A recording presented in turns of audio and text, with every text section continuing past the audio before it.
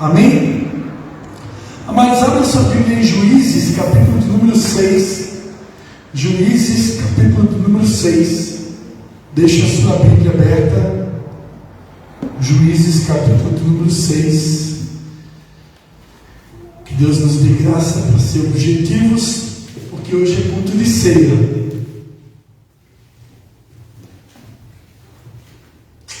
Aleluia. Só abra em Juízes, capítulo 6. Deixe a sua Bíblia aberta.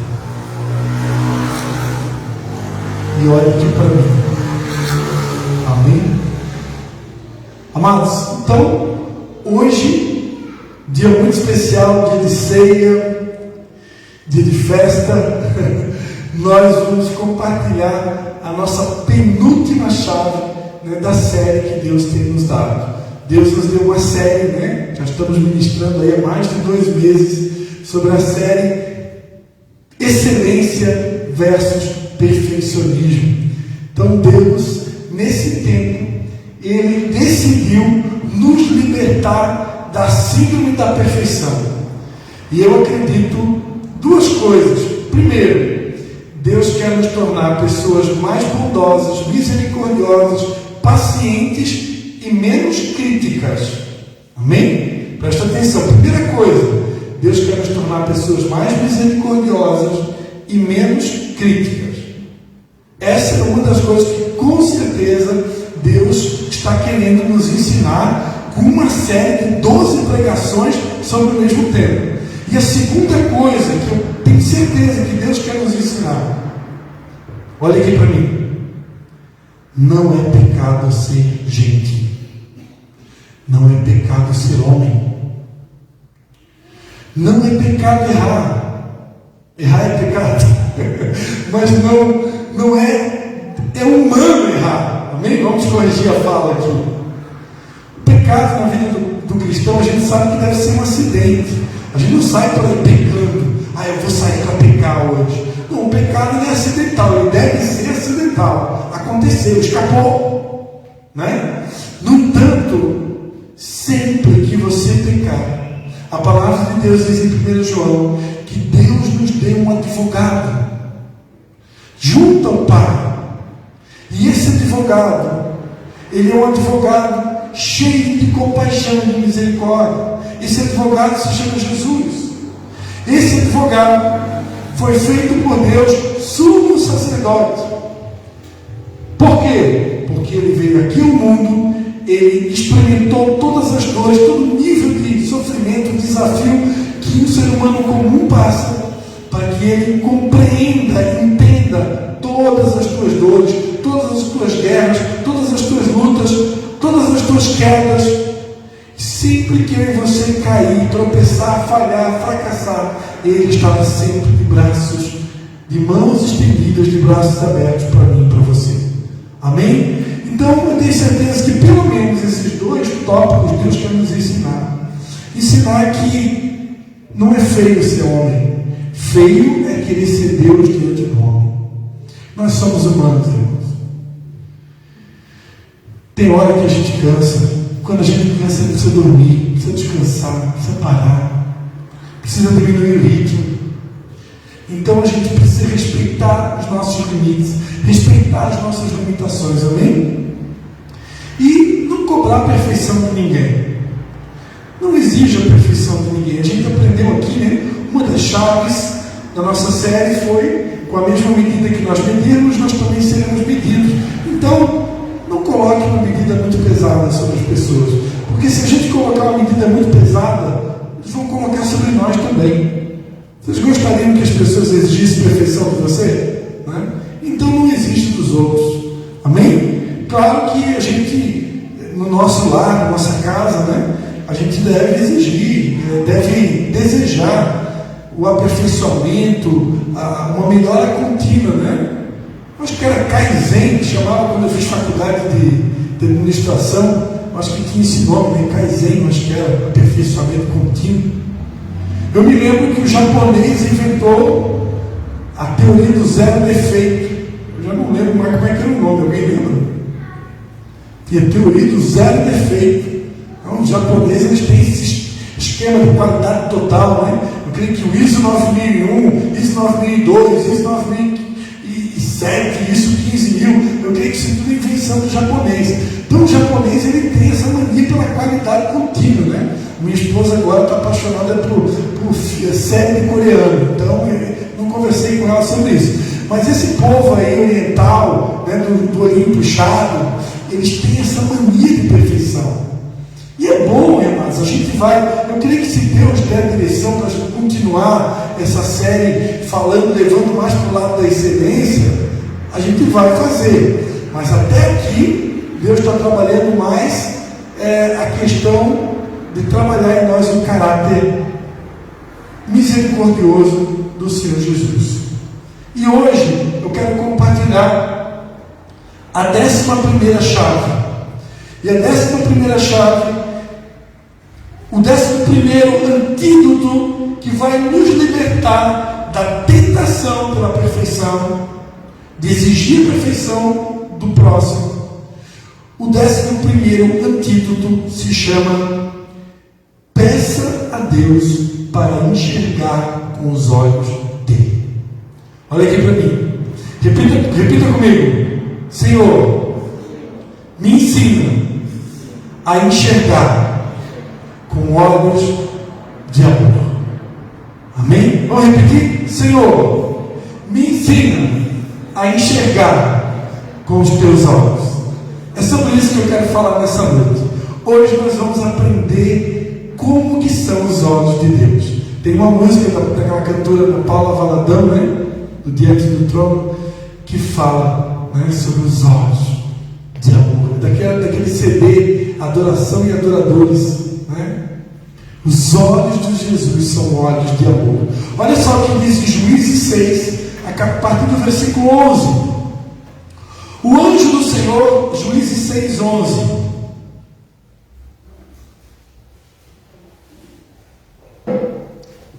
O anjo do Senhor veio e assentou-se debaixo do carvalho que estava em Ofra, que pertencia a Joás, a Biezita, onde Gideão, seu filho, estavam malhando trigo no lagar, para esconder-se dos medianitas. Quando o anjo do Senhor apareceu a Gideão, lhe disse: o Senhor é contigo, homem valente.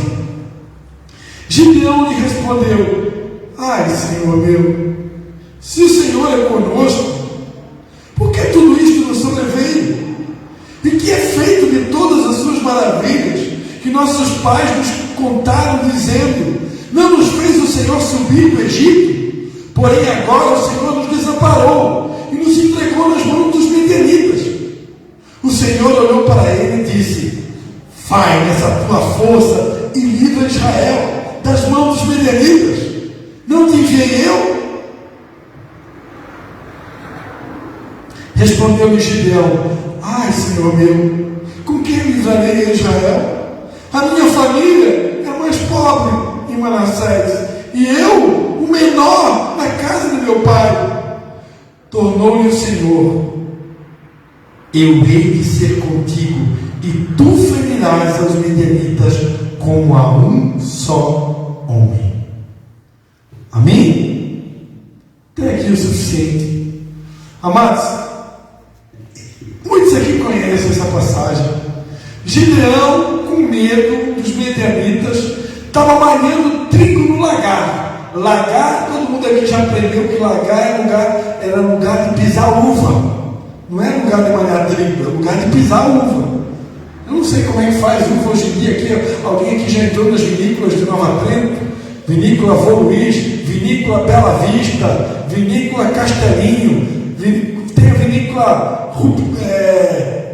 qual é o seu nome, né? Rubic, Vinícola Rubic, essa lá em Pinheiral, né? Quem já comprou o suco de uva Rubic fazendo propaganda gratuita aqui? É bom, hein? É natural mesmo, é do pão. Tem para vender no mercado aqui, Nova Trento, São João. É o Rubic. Aleluia, coisa boa. Então, amados, eu não sei como é que é o processo. Eu nunca entrei lá dentro da vida. Já entrei, mas eu não vi como é que é. Mas eu acho que não é mais pagado com pé, né? Com certeza que não, né? Agora tem máquina que faz isso, né? Provavelmente. Estou desatualizado nessa informação aí. Me ajuda, Jesus. Mas na época era com o pé. O pessoal entrava dentro de um caldeirão lá chamado lagar, descalço, imagina com o pezinho em pinga, e ficava esmagando a uva. Dali fazia o suco de uva, o vinho. E nesse lugar de fazer vinho, Gideão estava malhando trigo. Ou seja, com medo, se escondendo, fazendo a coisa certa no lugar errado. Aí você pensa assim, se fosse eu e você, se nós fôssemos deuses, a gente chegaria: ô rapaz, está fazendo isso, covarde, medroso, você sai daí, está se escondendo por quê, seu cagão? Na linguagem bem popular, né? Perdão aí, desculpa. Mas Deus, Ele tem olhos de amor. Primeiro, que Ele não enxergava Gideão como um covarde. Ele não enxergava Gideão como medroso. Ele enxergava Gideão como homem valente. Olha só a maneira carinhosa de Deus. O anjo do Senhor, né, que representa o Senhor, apareceu para Gideão e disse: o Senhor é contigo, homem valente. Esses são os olhos do Senhor. Muitas vezes nós nos sentimos covardes, nos sentimos amedrontados, nos sentimos incapazes, nos sentimos numa condição de miséria. Eu sou o mais pobre da minha família, eu sou o que menos tem recurso. Agora eu acesso ao Stories no Instagram, eu vejo meus amigos tudo fazendo viagem para a Europa. Meus amigos estão indo para Paris, meus amigos estão indo para a Alemanha, meus amigos estão indo para Israel, mas eu não consigo nem sair da minha cidade.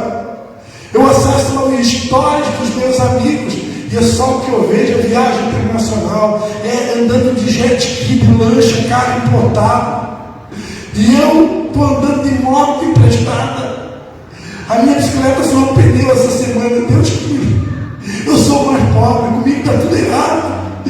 Quando, Senhor? Até quando, Senhor? Aí a gente começa a se achar o carrapato que mordeu o meu cachorro. Mas Deus não nos vê como a gente se vê. Deus nos vê como pessoas vitoriosas. Como a Léa fez a abertura aqui no culto, né? Somos mais do que vencedores. Somos vitoriosos. Em Cristo, nós somos mais do que vencedores. Somos filhos de Deus. Somos amados, eleitos nele.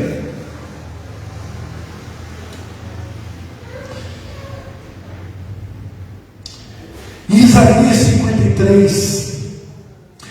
53, 1, a palavra de Deus diz: quem creu em nossa pregação, e a quem foi revelado o braço do Senhor, porque foi subido como um renovo diante dele, e como raiz de uma terra seca, não tinha boa aparência e nem formosura. Olhamos para ele, mas não havia nenhuma beleza que nos agradasse. Era desprezado e o mais rejeitado entre os homens, homem de dores, que sabe o que é padecer.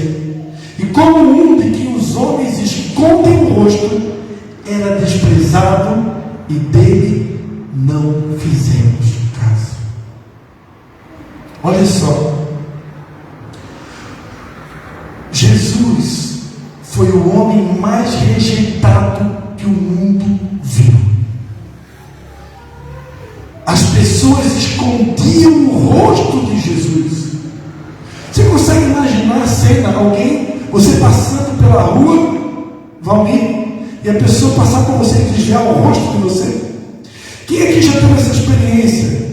E você está passando na rua, no comércio, em algum lugar, e alguém passar por você e desviar o rosto de você, fazendo de conta que não te viu. O ser humano é assim. O ser humano, quando ele está com ódio no coração, o ser humano, quando ele está zangado, o ser humano, quando ele está de cabeça quente, quando ele está aborrecido, quando ele está amargurado, quando ele está ferido, ele muitas vezes nos rejeita, nos repudia, nos ignora.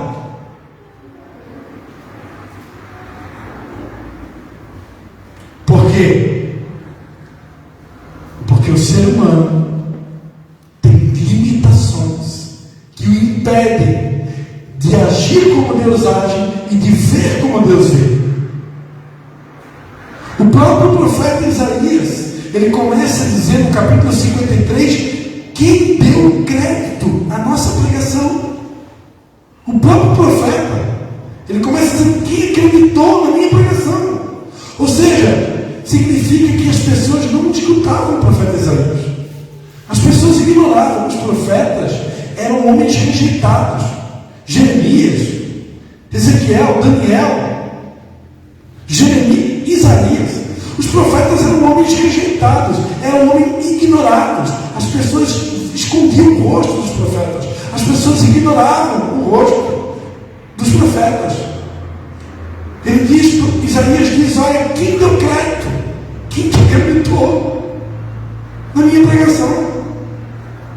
Você aqui já teve a sensação de você estar pregando o Evangelho, você está falando de Jesus para um colega de trabalho, você está falando de Jesus para alguém, você está convidando alguém para vir numa célula, está convidando alguém para vir num culto, e a pessoa simplesmente te ignorar, a pessoa simplesmente fazendo encontro, estou nem aí. Que célula é essa? Que reunião é essa? Que culto é esse? Eu não tenho mais o que fazer, eu tenho que trabalhar, tenho coisa para fazer. Então o ser humano, ele tem, Jesus disse, se vós sendo maus, né? Então o ser humano não é mau, ele tem uma natureza má, ele tem uma natureza pecaminosa, e isso limita e faz com que ele tenha dificuldade de enxergar como Deus vê.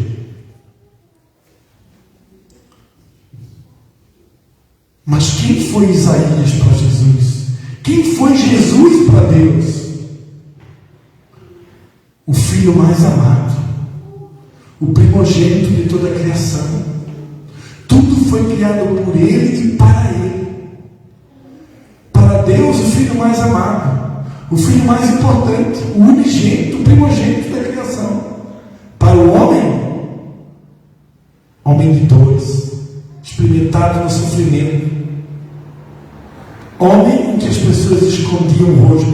Ao bem da verdade, nós cremos que esse texto de Isaías 53, ele está falando do momento da via cruz de Jesus, do momento em que Jesus iniciou, a profecia fala do momento em que Jesus iniciou o seu caminho rumo ao Gólgota.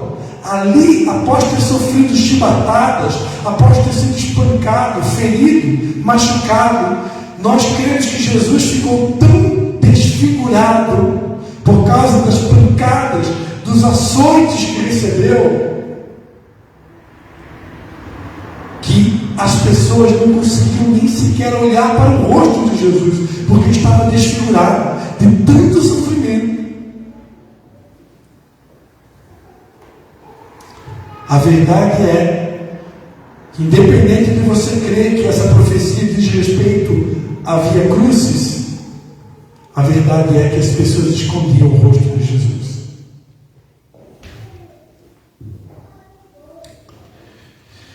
Nós precisamos olhar como Deus. Em 1 Samuel capítulo 16, versículo 7, 1 Samuel capítulo 16, versículo 7, Deus pede para o profeta Samuel ir até a casa do novo rei de Israel. E Deus dá uma instrução para o profeta.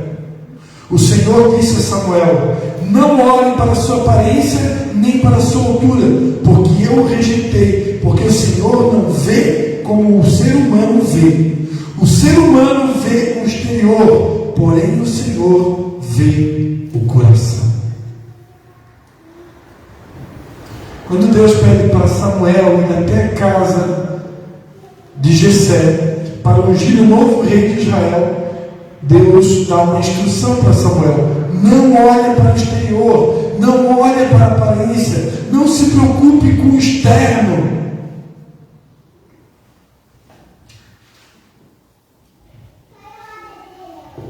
Essa semana eu conversei com uma pessoa de origem uruguaia, e ela compartilhava comigo um pouco do seu coração. Até achei que essa pessoa está aqui hoje à noite.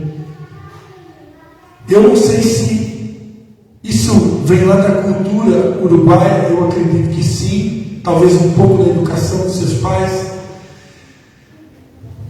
Eu fiquei impressionado como que, não sei se isso em todo o Uruguai é assim, mas eu fiquei impressionado como que, para eles, o externo não tem valor nenhum, não tem significado nenhum. Agora eu sei porque eu fui comentar com ela. Eu estava de bermuda, né? Eu fui levar o meu filho de bicicleta no atendimento terapêutico essa semana, porque o nosso carro estava no conserto. Aí eu apareci lá de bermuda, eu estava preocupado com a minha roupa. E ela, eu não estou com roupa de pastor. Eu falei para ela, olha, nesse exato momento eu não estou com roupa de pastor. Quis dar uma desculpa, né? Mas eu sou pastor, viu? Embora eu não esteja com roupa de pastor. E ela me deu uma lição, mostrando que para eles, para os uruguaios, roupa não importa nada, exterior não importa nada. Para Deus não está nem aí para da roupa que você veste. Ao bem da verdade, hoje, para os homens, dependendo do ambiente que você vai, você tem que se vestir bem, você tem que andar com uma roupa, uma forma adequada. Dependendo do ambiente que a gente vai, eu tenho que me vestir a rigor. No entanto, Deus está muito mais preocupado com o interior. O ser humano se preocupa demais com o externo, Deus se preocupa demais com o interno. Amém? Por isso Deus disse para o profeta Samuel, olha, não se preocupa com o exterior não. Olha, eu vou te mostrar alguém que eu conheço por dentro. E esse era Davi. Então os olhos de Deus são olhos de amor, são olhos de perdão, de misericórdia, que enxergam o interior. Dentro desse tema, amados, eu queria declarar também que nós precisamos ser libertos da tentação de olhar para o mal. Eu quero acrescentar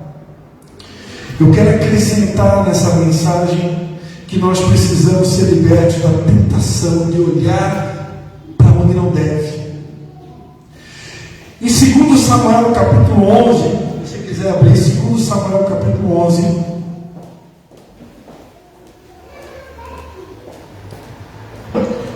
Samuel capítulo 11,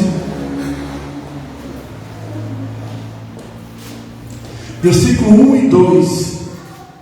2 Samuel capítulo 11, versículo 1 e 2. Decorrido um ano, no tempo em que os reis costumavam sair para a guerra, Davi enviou Joabe, seus oficiais e todo Israel. Eles destruíram os filhos de Amon e sitiaram a cidade de Rabá. Mas Davi ficou em Jerusalém. Uma tarde, Davi se levantou do seu leito e andava passeando no terraço do palácio real. Dali viu uma mulher que estava tomando banho, e ela era muito bonita. Olha aqui para mim. Quem já conhece essa passagem sabe que essa mulher que estava tomando banho e que Davi olhou e que achou muito bonita era Batseba. E Davi então mandou chamar a mulher, e Davi teve relações com a mulher, e Davi teve um filho com a mulher, e depois Davi manda o marido dessa mulher para frente da guerra para morrer. E Davi ele comete adultério, e Davi comete assassinato. Mas onde começou a brecha de Davi? Quando Davi se ausentou de ir para a guerra, de botar a mão no arado. Quem lembra qual foi a dica da semana passada? Semana passada, a nossa 10ª chave era: se comprometa com a causa de Jesus, se envolva com o reino, se envolva com a obra de Deus, coloque os teus talentos e dons à disposição do reino de Deus. Em tempo de guerra, o rei é o primeiro que deveria ir para a guerra. Para dar um exemplo, um bom líder é um líder que comanda e não manda, porque mandar fazer e não fazer é covardia. Davi deveria ir para a guerra junto, para ser exemplo. Era tempo de guerra, mas Davi não foi para a guerra, ficou no palácio. Como Davi não se comprometeu com a guerra, não entrou na peleja, ele acabou olhando para onde não deveria olhar. E assim, amados, muitas pessoas nos dias de hoje têm olhado para onde não deve. A gente tem olhado para a grama do vizinho, a gente tem olhado para coisas que ainda não chegou o tempo para Deus nos entregar. E todas as vezes você olha no foco errado, no lugar errado, para aquilo que não deve, para aquilo que Deus não quer nos dar, ou pelo menos não chegou o tempo, a gente acaba pecando.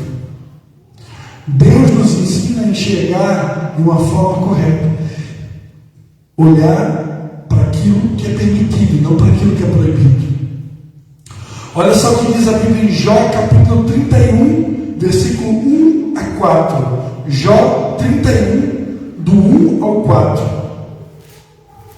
Jó 31, do 1 ao 4. Fiz uma aliança com os meus olhos, de não olhar para uma virgem. Do contrário, qual seria a minha porção do Deus lá de cima? E que herança receberia do Todo-Poderoso desde as alturas? Por acaso não é a perdição para o ímpio e a desgraça para os que praticam a maldade? Será que Deus não vê os meus caminhos e não conta todos os meus passos? Quem pode responder essa última pergunta? Será que Deus não vê os meus caminhos e não conta todos os meus passos? Qual que é a resposta dessa pergunta? Olha aqui para mim. Será que Deus não conta todos os nossos caminhos e não vê todos os nossos passos? Deus vê tudo o que a gente faz. Ele sabe tudo o que a gente é, aonde a gente vai, o que a gente toca, o que a gente vê. Ele vê tudo. Uma vez nós tivemos uma experiência, muitos anos atrás, de um jovem que foi possesso de demônios, quando nós ainda estávamos na Igreja Batista em São João. E nós levamos esse jovem num local separado para fazer a libertação. E na época a gente não tinha muita experiência ainda no processo de libertação de demônios. E a gente permitiu que o demônio ficasse falando por um bom tempo. E o demônio falou e falou e foi falando. Eles não sabiam mandar ele calar a boca. E aí o demônio começou a denunciar o pecado das pessoas que estavam na sala. E o demônio começou a dizer: você é um caloteiro, você não paga as suas contas. E o demônio começou a dizer: eu vi você na rua tal ontem olhando para uma mulher.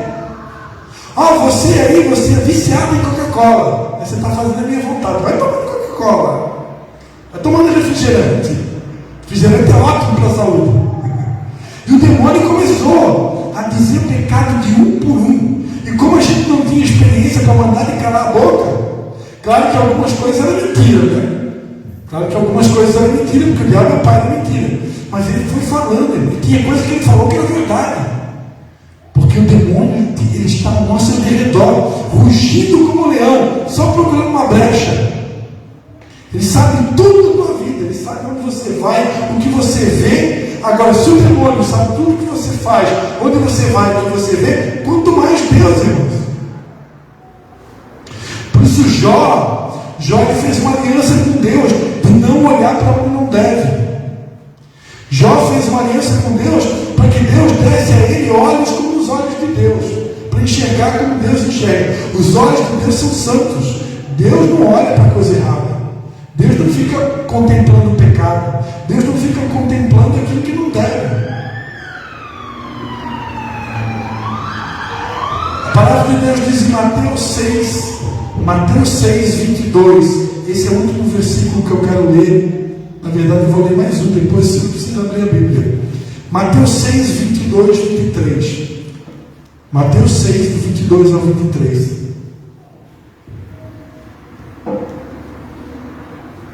Os olhos são a lâmpada do corpo. Se os teus olhos forem bons, todo o seu corpo será cheio de luz.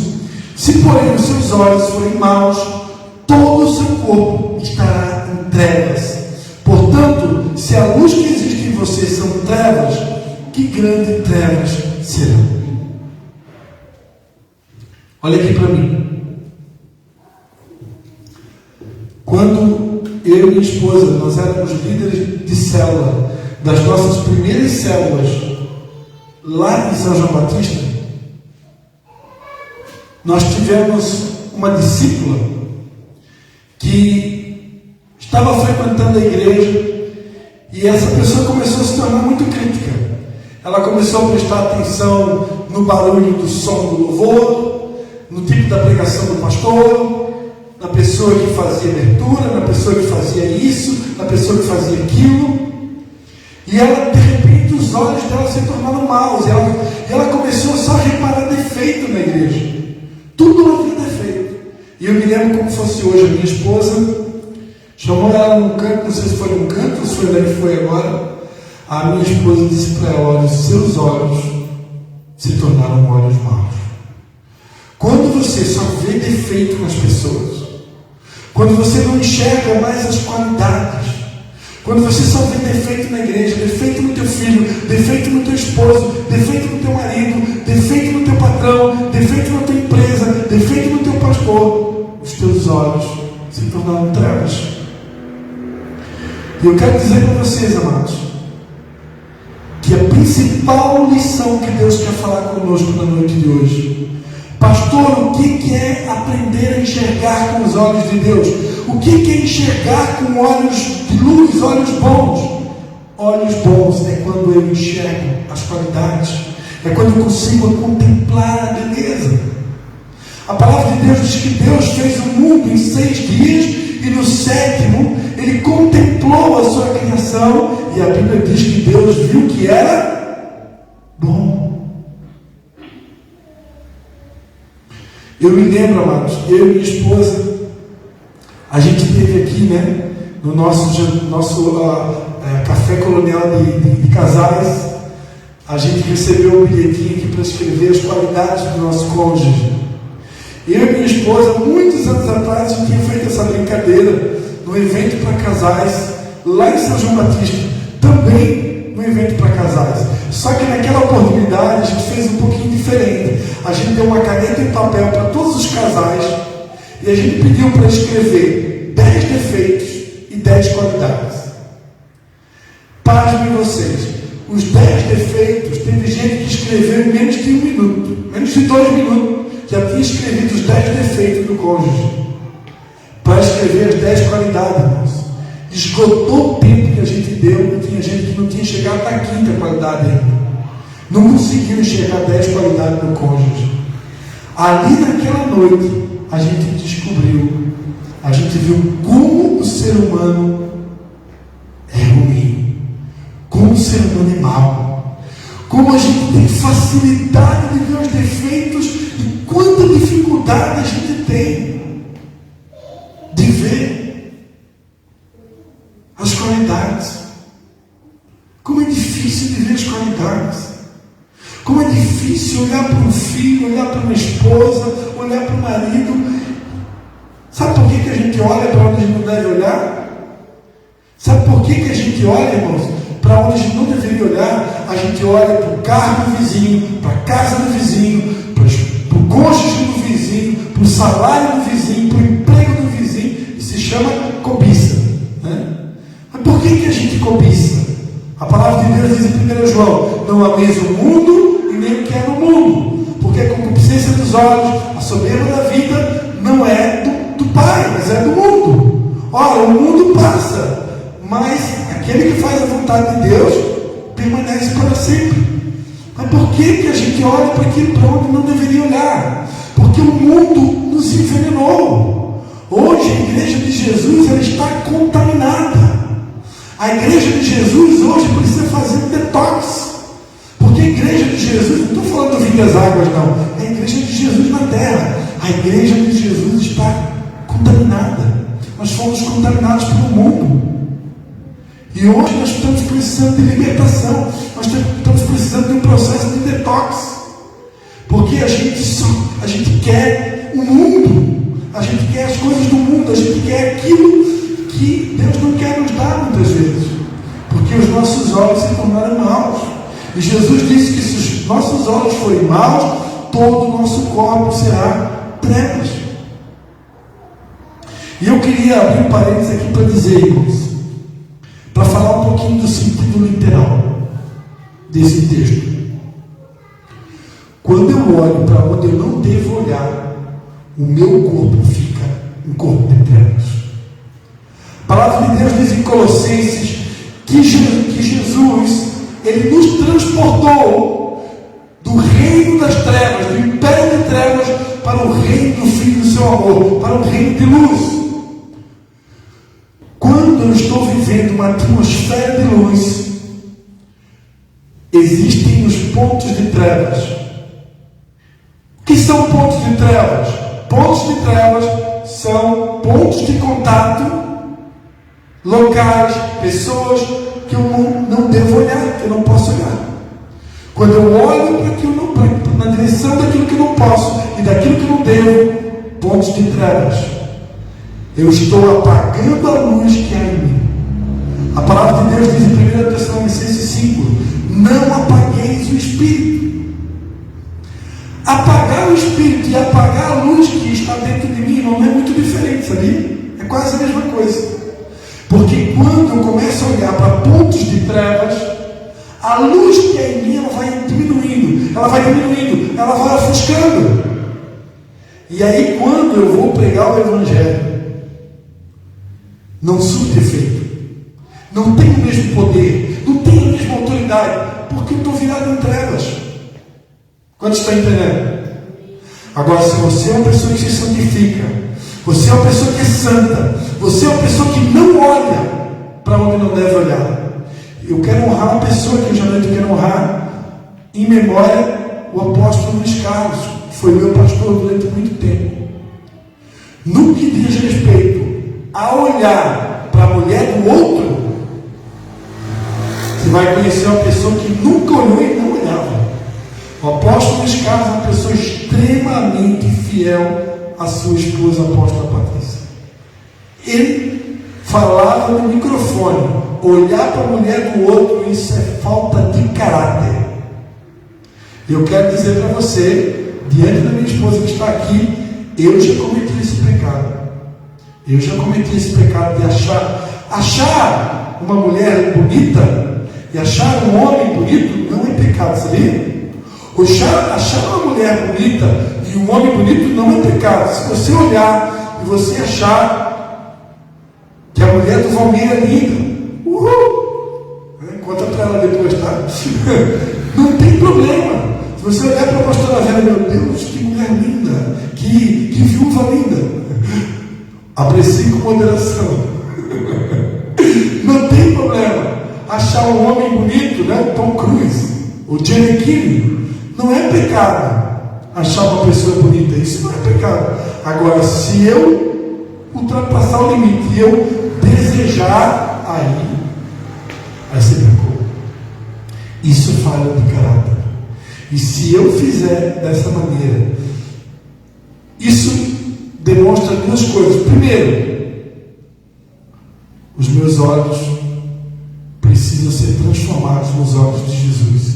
Segundo, eu estou demonstrando que há uma raiz de ingratidão no meu coração.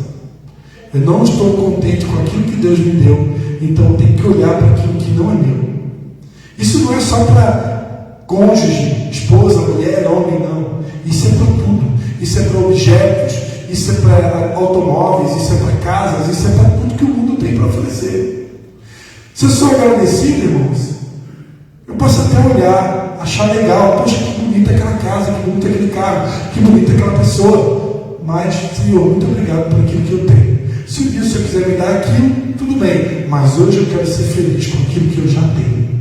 Eu quero ser grato com aquilo que Deus já me deu. A minha esposa é mais linda, o meu marido é mais lindo, o meu carro é o melhor carro, a minha casa é a melhor casa. O que eu posso fazer com aquilo que Deus me deu de condição financeira é o melhor. Quando estou entendendo? Olhos de Deus. Para encerrar, Provérbios 23, 7 diz: Provérbios 23, 7. Porque Porque como você imagina na sua alma, assim você é. Olhar com os olhos de Deus é aprender a ver como Deus vê. Deus vê essa igreja aqui, é a igreja mais linda do planeta. Você é a pessoa mais linda. O teu marido é o mais querido. O teu pastor é o melhor. Amém? Aleluia. Então Deus, ele não vê o mal, porque Deus é bom. Amém? Deus é bom, ele não vê o mal, ele não vê. Lembra que eu contei aqui um testemunho uma vez? Que eu estava com a Ellen Cristina na sala do nosso quarto, da nossa casa aqui em Nova Trento, e ela dizia, ela olhava para o teto da casa, ela dizia: pai, quanto sangue, quanto sangue, quanto sangue no teto da casa. Deus, quando olha lá do céu para a gente, irmãos, ele vê a gente com o manto do sangue do Cordeiro de Deus, ele vê a gente com o filtro, com a lente do sangue de Jesus. Ele vê o sangue de Jesus sobre nós, e ele vê a gente já santificado, ele já vê a gente glorificado lá no futuro. Ele vê a gente como filhos que foram comprados pelo precioso sangue de Jesus. Deus não nos vê como o homem vê. Os olhos de Deus são olhos de amor. Nós precisamos aprender a se valorizar mais. Ah, mas eu estou gordinho, eu estou gordinha, eu estou tantos quilos acima do peso, pastor. Quando eu me olho no espelho, eu estou me achando. Meu Deus, sabe que meu marido vai me aguentar quanto tempo nessa condição? Fica tranquilo, começa a fazer o exercício físico, fecha a boca, muda a tua alimentação. Se precisar, procura um nutricionista. Começa a caminhar, nadar, correr, fazer alguma coisa. Mas não se desespere. Deus nos ama como a gente é. E Deus nos aceita do jeito que a gente está, porque Ele é poderoso para nos transformar em alguém melhor. Amém? Feche seus olhos. Eu quero orar por você. Eu já quero pedir se a pastora Sapati puder vir aqui e já ir tocando a música de ceia, porque a gente já vai emendar na ceia, irmão.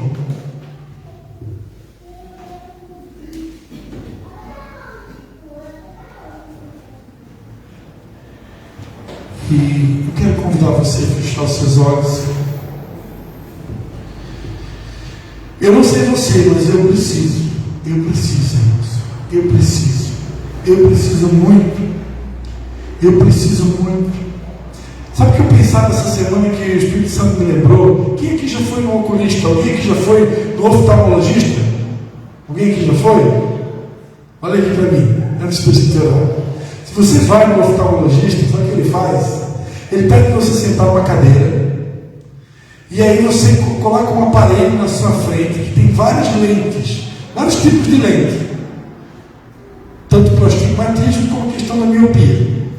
E aí você fica sentado numa cadeira na frente daquele aparelho, e lá na frente tem um monte de letras e números, do grande vai diminuindo até ficar bem pequenininho. Aí você senta naquela cadeira e o oftalmologista ele vai trocando as lentes e ele vai dizendo: como você está enxergando agora? Melhorou? E ele vai trocando a lente. E agora, está melhor ou está pior? Aí ele troca a lente. Melhorou ou piorou? Aí você vai dizendo. Primeiro você faz com a lente com o olho esquerdo, depois com o olho direito. Depois que você passou todas as lentes com o olho esquerdo, com o olho direito, e o oftalmologista identificou qual que é a melhor lente, então ele passa a receita para fabricar o óculos. É assim que acontece. Sabe o que o Espírito Santo ministrava no meu coração essa semana? Todas as semanas, quando você vem na casa de Deus, quando você entra em contato com a Bíblia, quando você ouve uma mensagem, sempre que eu entro em contato com a palavra de Deus, com a presença de Deus, Deus está o tempo todo trocando a nossa lente. Ele quer sempre vai ter uma lente melhor. Hoje, a lente que a gente está usando, a gente está enxergando de um jeito, mas Deus vai trocando a lente, vai trocando, até o dia que a gente consiga enxergar como Ele enxerga. E Deus enxerga com olhos de amor, olhos de misericórdia, olhos de perdão. Ele vê você como uma princesa, um príncipe, uma preciosa, o mais importante, como diz aquela música, né? Você é o espelho que reflete a imagem do Senhor. Não chore se o mundo ainda não notou. Já é o bastante Deus reconhecer o seu amor. Para Deus você é raridade. Amém? Pai, em nome de Jesus, eu quero te dar graças, Senhor, por essa palavra, Pai. E em nome de Jesus eu quero te pedir que o Senhor nos dê olhos como os olhos de Jesus. Ensina-nos, Pai, a ver como Jesus vê. Ensina-nos a ver como Deus vê. Troca a nossa lente, Senhor. Troca a nossa lente. Troca a nossa lente.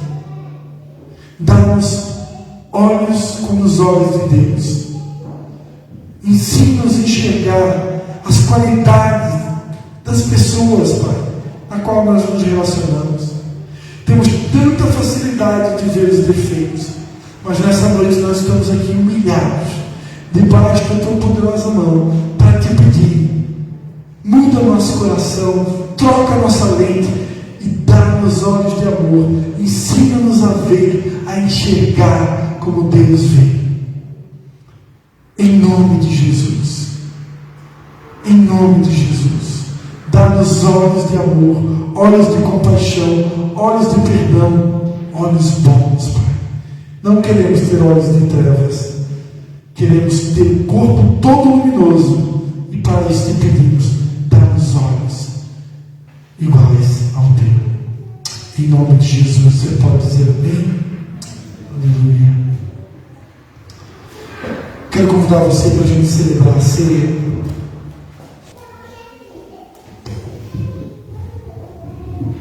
Pois eu recebi do Senhor o que também vos ensinei, que o Senhor Jesus, na noite em que foi traído, tomou o pão e, tendo dado graças, o partiu e disse: isto é o meu corpo, que é entregue por vós. Fazei isto em memória de mim. Semelhantemente, depois de cear, tomou o cálice, dizendo: este cálice é a nova aliança do meu sangue.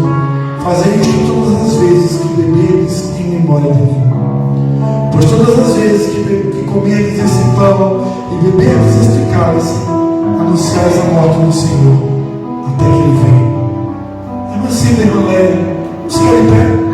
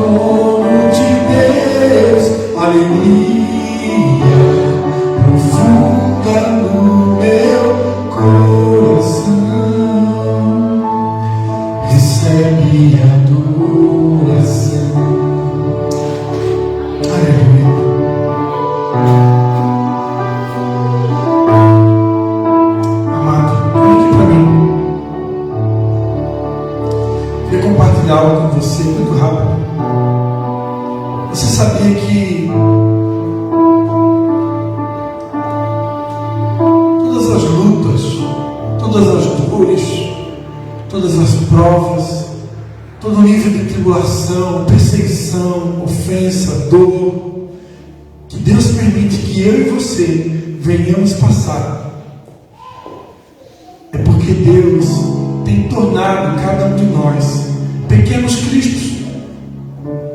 Somos discípulos de Jesus. Estamos seguindo os seus passos.